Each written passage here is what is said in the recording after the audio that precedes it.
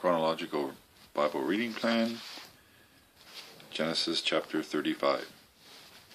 Then said God unto Jacob, Arise, go up to Bethel, and dwell there, and make thee an altar to the God, who appeared unto thee when thou fleddest from the face of Esau thy brother. And Jacob said unto his house and unto all who were with him, Put away thy gods of the alien which are in your midst, and purify yourselves, and change your garments.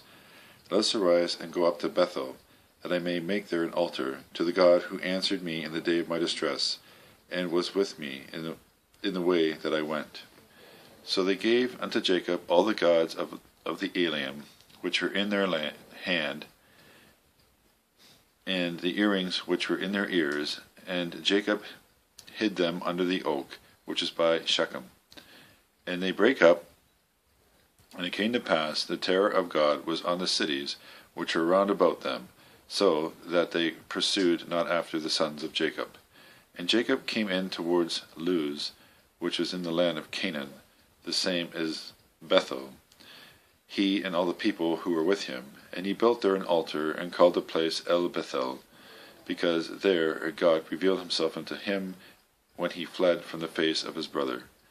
And Deborah, Rebekah's nurse, died, and was buried below Bethel under the oak.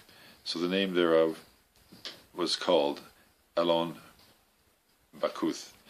And God appeared unto Jacob again, and he came into Paddan Aram, and blessed him. And God said to him, Thy name is Jacob. Thy name shall no longer be called Jacob, but Israel shall be thy name. So he called his name Israel. And God said to him, I am God Almighty. Be fruitful and multiply. A nation and a multitude of nations shall spring from thee, and kings from the loins shall come forth. In the land which I gave to Abraham and to Isaac, to thee will I give it, and to thy seed after thee will I give the land. And God went up from him at the place where he had spoken with him.